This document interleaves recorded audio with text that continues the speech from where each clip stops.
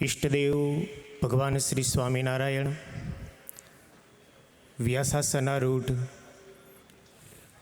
પરમ પૂજ્ય સદગુરુ શાસ્ત્રી સ્વામી નિત્ય સ્વરૂપદાસજી સ્વામી, મંચસ્થ સર્વ સદગુરુ સંતો, અન્ય સર્વ વિદ્વાન સંતો, સર્વ યજમાન શ્રીઓ, સર્વ વાલા ભાવિક ભક્તોને ભાવથી જય સ્વામિનારાયણ. આજે મહુવા ધામને આંગણે બહુ સુંદર મંદિરનું નિર્માણ થયું. મંદિર એટલે જે મનના દ્વાર ખોલે તે મંદિર કહેવાય. આ ભારત વર્ષની સંસ્કૃતિ એ વર્ષોથી અવિરત રહી છે અને રહેશે.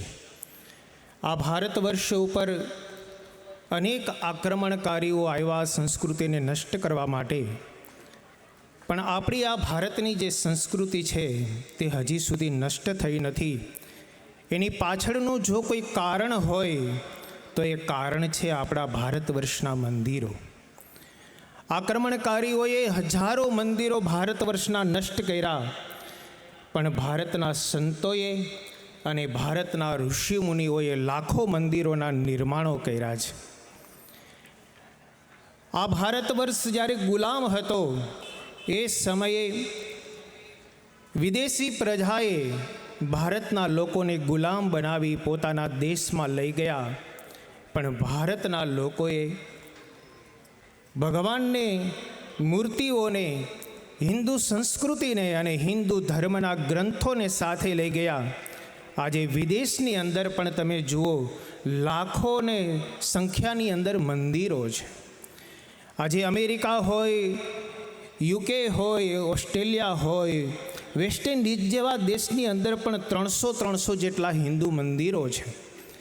એની પાછળનું જો કોઈ કારણ હોય તો એ આપણા સદગુરુ સંતો, આપણા ઋષિ મુનિઓ, આપણા ભારત વર્ષના આર્ષદ્રષ્ટા પુરુષોનું બહુ મોટું યોગદાન છે. આજના જ કહેવાતા કેટલાક ક્રાંતિકારી હોય તે એવું કહે છે કે ભગવાન તો અણુએ અણુમાં રહેલા છે, મંદિરો કરવાની શું જરૂર છે? આટલા લાખો રૂપિયા, કરોડો રૂપિયા ખર્ચીને આવા મંદિરો કરવા કરતાં ગરીબોને દાન આપવામાં આવે, હોસ્પિટલો ખોલવામાં આવે તો કેટલું સારું કહેવાય. પણ ભગવાન અણુએ અણુમાં છે એ વાત સાચી, તો શું મૂર્તિમાં નથી? મૂર્તિમાં પણ ભગવાન છે, પણ અણુએ અણુમાં ભગવાન રહેલા છે એનો સાક્ષાત્કાર કરવો એ તો કોઈ સિદ્ધ પુરુષની વાત છે. આ સૂર્યના કિરણો અણુએ અણુમાં રહેલા છે, પણ એનાથી કંઈ રસોઈ ન પાકે. એ સૂર્યના કિરણોને જો આપણે એકત્રિત કરી અને સોલાર સિસ્ટમ દ્વારા આપણે પકાવવામાં આવે તો રસોઈ પાકે. આ ટેલિવિઝનના દ્રશ્યો અણુએ અણુમાં રહેલા છે, પણ એ ટેલિવિઝનના દ્રશ્યોને આપણે ટીવીના માધ્યમથી જોઈ શકીએ. અણુએ અણુની અંદર રેડિયો સ્ટેશનમાંથી રિલીઝ થતા શબ્દો છે, પણ એને આપણે સાંભળી નથી શકતા, પણ રેડિયોના માધ્યમથી આપણે એને સાંભળી શકીએ છીએ. એમ ભગવાન અણુએ અણુમાં છે, એને આપણે જોઈ ન શકીએ, પણ મંદિર બનાવી મંદિરની અંદર આચાર્ય મહારાજ દ્વારા પ્રતિષ્ઠિત મૂર્તિ જ્યારે બને ત્યારે એ મૂર્તિમાં આપણે ભગવાનનું સાક્ષાત દર્શન થાય છે. એટલા માટે મંદિરનું મહત્ત્વ બહુ છે.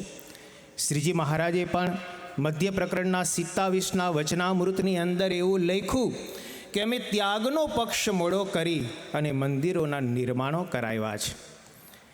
શ્રીજી મહારાજ કે મંદિર હશે તો આપણી જે ઉપાસનાની પરંપરા છે, ભક્તિની પરંપરા છે, એ પરંપરા જળવાઈ રહેશે. જે જે ભક્તજનોએ આ મંદિરની અંદર પોતાનું યોગદાન આપેલું છે તે ભક્તજનોએ પોતાનું ભાવિ જીવન, પોતાના પરિવારનું જીવન એમને ઉર્ધ્વગામી બનાવ્યું છે. કારણ કે આ મંદિરમાં કરેલું દાન એ અનંત ગણું થઈ અને આપણને પાછું મળે છે. કારણ કે ભગવાનને અર્પણ કરેલું ક્યારેય મિથ્યા થતું નથી.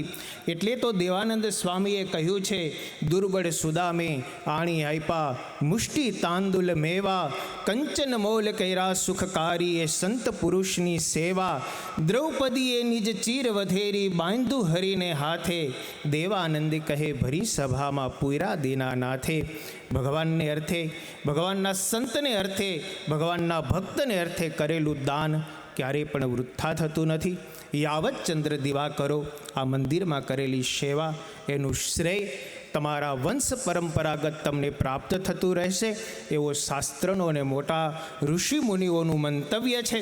આટલી સરસ મજાની આ મેદની, આટલો સરસ મજાનો આ માહોલો અને શ્રીજી મહારાજના વચનો કે આ મહુવાની અંદર તો જામો પડી જશે.